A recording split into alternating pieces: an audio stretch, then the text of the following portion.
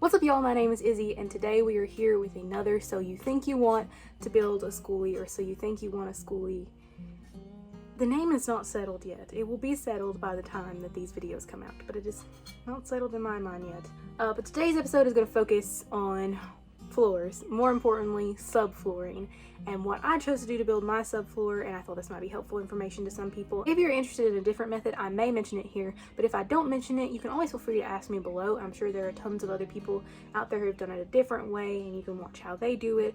They might even come to this video and voice their opinion on how I did mine bad or wrong. You never know, and I'm perfectly fine with if someone else made a choice based on what they find best, but I made the choice based on what I thought would be best and what my research led me to. So let's talk about a little bit about flooring. When it came to subflooring in this bus, I knew that since my bus is only about 6'1" in head height, I really did not want to cut any of that away. Like, I wanted to keep as much of it as possible, because even though I'm a short person, my family is taller than me. I mean, some of them are not going to be able to fit in here anyways. They're going to have to duck no matter what. But specifically in terms of my brother, he is slightly taller than me now. He is growing ever so taller as he goes through the great blissful puberty, and I wanted him to be able to be comfortable and feel comfortable in this space, because this is going to be my home and I want him to feel comfortable and welcome in it. If you don't want your family to feel welcome and comfortable, and in that case, you build the floors as tall as you want.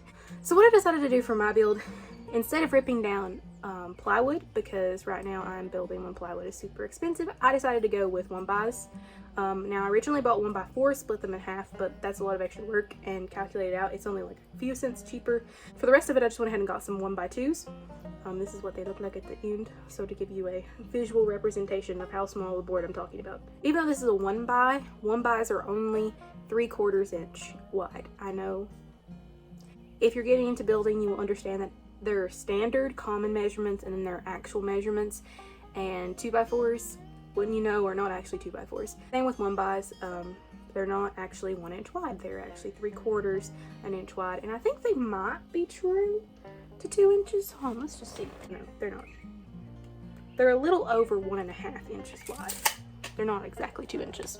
But the reason I chose to go with 1x is because the insulation I chose to go in the floor was this green foam board insulation, which is just like this big piece. This is actually part of a piece, but they sell them in these big sheets like the one behind me. You can just cut this down really easily with some, what is this thing called?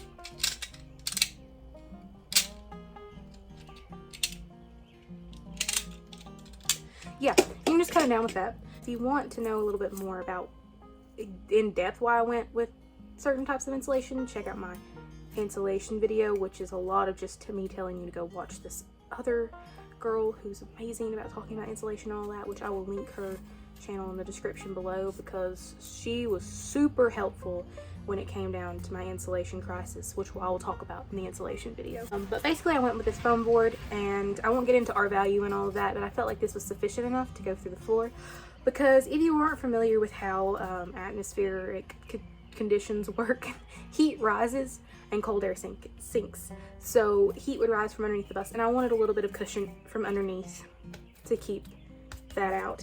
And wood has less of an insulation value than this foam does. I tried to use the least wood as possible. That's why I decided to go with this and this combination instead of going with a different combination, because if I was to use something like this rock wool, which is behind me right here, you can barely see the corner of it right there, then I would have to build a lot more structural framing so that when I was walking on my floor I wouldn't fall through, which I hope is the goal for everybody. This has some sort of rigidity to it, so that's why I chose to go with this combination for my subflooring. I knew, since I was going to be putting this foam in here, that these boards didn't really need to be screwed through the floor. That's another thing I did not do. I did not screw these boards through the floor, because I spent so much time sealing up the holes in my bus, and I wasn't going to put holes back through the bus.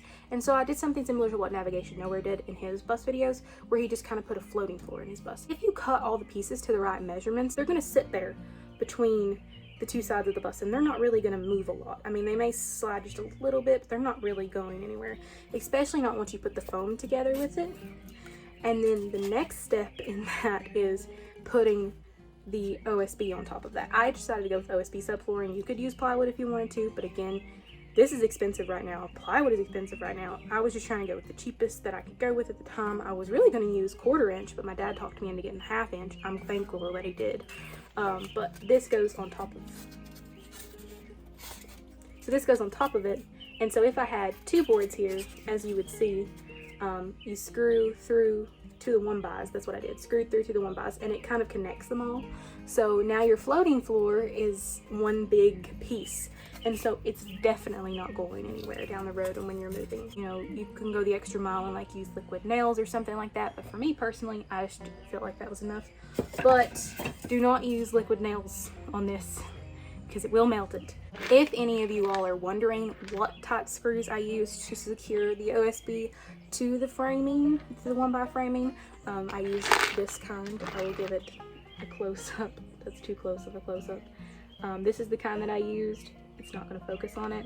Basically, it's kind of like an all-in-one. It's supposed to go through like all kinds of materials, but it doesn't matter. They were small enough where I knew they weren't going to go all the way through the floor of the bus. And I've actually used these a couple other places as well. What I made sure to do when I was framing out my floor, not only to space these evenly, but try to put them where I knew there were going to be walls in the future, where I knew there were going to be things that I wanted to screw into the floor. So like, for example, on this side, I made extra care to frame underneath where I was going to put my couch into the floor. Right up front here, right behind me, I made a space where I'm going to build a shelf into the floor. I did the same on the opposite side over here, where I'm going to have my little shelf that's going to serve as like my entryway mudroom is what I've been calling it. The same thing underneath the bathroom walls. I hope that I screwed it on the bathroom walls. I feel like I did not put it in the right spot.